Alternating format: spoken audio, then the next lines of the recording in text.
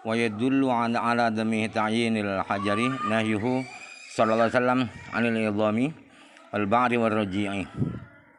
Kalau kana al hajaru muta'ayyinan lanaha amma siwahu mutlaqan.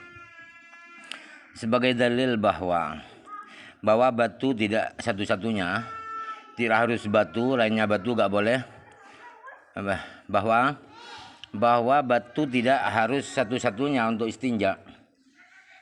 Itu apa dalilnya? Dalilnya adalah larangan Rasulullah SAW beristijmar dengan tulang dan kotoran binatang dan kotoran manusia. Seandainya batu itu satu-satunya, yang lain nggak boleh walaupun kasar, niscaya pasti Rasulullah melarang yang selain batu secara mutlak. Ternyata buktinya Rasulullah hanya yang dilarang oleh Rasulullah tulang, kotoran binatang, kotoran manusia. Qala ashabuna walladhi yaqumu maqam al-hajjari kullu jamidin zahirin muzilin lil aini laisa lahu hurmatun wa lahu juz'un min hayawanin. Para teman-teman kami sesama mazhab Syafi'i berkata, benda-benda atau barang-barang yang menggantikan batu, posisinya sebagai gantinya batu ialah segala sesuatu benda yang keras, yang suci, yang bisa menghilangkan barang najisnya, yang tidak mulia, dan barang itu tidak termasuk bagian dari tubuh binatang. Itu parameternya. Qalu wala syaratu ittihadu jinsihi fa yajuzu fil qubuli ahjarun wa fil duburi khiraqun wa yajuzu bi ahadima hajarun ma khirqataini aw ma khirqatin wa khashbatin wa nahwi dzalika wallahu alam. Mereka para teman-teman kami berkata, tidak disyaratkan satu jenis barang yang dibuat bersuci, menggosok kotoran itu tidak harus satu jenis. Karena tidak harus satu jenis, boleh ketika beristinja di kubul, di kemaluan depan itu pakai batu, kemudian di duburnya pakai kain. Dan salah satu dari kubul dan dubur itu pakai batu, satu batu kemudian dua kain, atau satu batu yang duanya adalah kain dan kayu dan sejenis itu. Jadi itu yang dimaksud tidak harus satu jenis, tidak harus 3 itu batu semua, 6 itu kalau kubul dubur tidak harus batu semua. Qauluhu an nastanja bi raji'in aw admin fihi an-nahyu anil istinja'i bin najasati. Di dalam kata-kata perawi an nastanja bi raji'in aw admin itu memberi pengertian bahwa dilarang beristinja pakai barang najis. Wa nabaha sallallahu alaihi wasallam birraji'i ala jinsin najasih, ya. Bukan jinsih ala suab ala jinsin najasih fa inna raji'a war rawsu. Dan dengan kata-kata roji itu Rasulullah mengingatkan bahwa yang dilarang itu adalah jenis barang najis, tidak harus kotoran manusia. Sebab kotoran manusia itu adalah kotoran.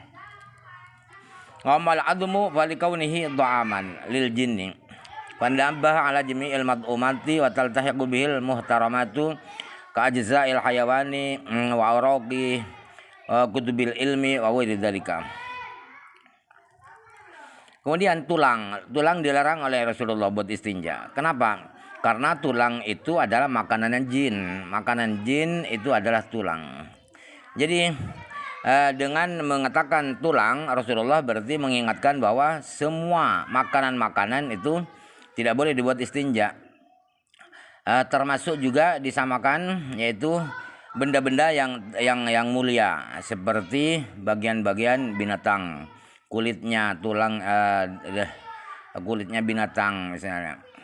dan kertas-kertas kitab-kitab ilmu, kayak kitab tafsir, kitab fiqih, itu dibuat istinja gak boleh dan lain sebagainya. Wala farqa baina fin najasi bainal ma'i wal jamidi. Fa in istanja bi najasin lam yasiha istinja'uhu wajib alaihi ba'da dzalika al istinja'u bil ma'i wala yujzi'ul hajaru li'anna al mawdi'a sara najasan bi najasatin ajnabiyatin. Benda yang najis yang tidak boleh dibuat istinja itu sama saja, tidak ada bedanya. Apakah benda najis itu cair, apakah beku. Jadi apabila orang beristinja dengan benda yang najis, maka tidak sah istinjanya dan wajib setelah itu harus beristinja dengan air. Tidak cukup beristinja dengan batu karena tempat kemaluannya itu sudah menjadi najis karena ada najis lain. Bendanya najis tapi ada najis lain yaitu kotoran itu, maka sudah gak boleh pakai batu. Wal istanja bimad'umin aw ghairihi minal muhtaramati dhahirati fal aslu annahu la yasihu istinja'uhu walakin yujzi'uhu al hajaru ba'da dzalika illam yakun naqaran najasata min mawdi'iha. Apabila ada orang beristinja pakai makanan, pakai roti kering misalnya, atau benda-benda yang mulia, yang suci yang lainnya, maka pada dasarnya, pada asalnya bahwa istinjanya sudah tidak sah dan tidak cukup batu setelah itu, sudah menjadi bubur, sudah terlanjur, gak boleh pakai batu. Kalau memang najisnya itu belum dia pindahkan dari tempatnya, dari lubang kemaluannya itu. Kalau sudah dipindah sudah maklum tidak boleh pakai batu. Belum dipindah pun tidak boleh.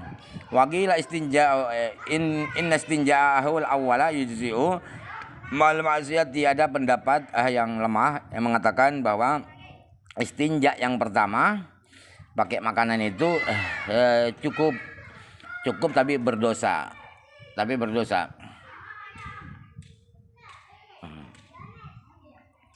Qaulu an Salman radhiyallahu anhu qala lana al-musyrikuna inni ara sahibakum hakadha wa fil usuli wa wasayihun taqdiruhu qala lana qailul musyrikina aw annahu arada wahidan minal musyrikina wa jama'ahu liqauni baqihim yuwafiqunahu. Kata-kata rawi an Salman radhiyallahu anhu dan seterusnya itu memang demikianlah. Qala lana al-musyrikun, begitu di semua kitab-kitab asli Sahih Muslim aqwalanal musyrikun. Padahal musyrik satu yang berkata. Itu musyrikun itu benar. Aqwalanal musyrikun benar, takdirannya asalnya adalah qalana qailul musyrikina.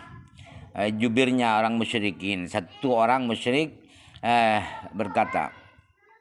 Atau memang yang dimaksud adalah satu orang musyrik. Kemudian kok dijamakkan padahal satu orang? Ya karena yang tidak bertanya itu, yang tidak bilang itu menyetujui sama dengan yang bilang itu. Qauluhu sallallahu alaihi wasallam walakin syarriqu aw gharibu. Qala al-ulama'u hadza khidabun li ahli al-madinati wa man fi ma'nahum bi'aitsu idza syarraqa al-gharaba la yastaqbilul ka'bata wa la yastadbiruha. Kata-kata Rasulullah SAW walakin syarriqu awribu, itu kata ulama itu perintah menghadap ke barat dan ke timur itu adalah perintah kepada orang-orang penduduk Madinah dan orang-orang yang semakna, yang sama dengan orang Madinah, orang Yaman misalnya, yang pokoknya yang ada di sebelah timur Ka'bah atau di sebelah utara Ka'bah atau sebelah selatan Ka'bah.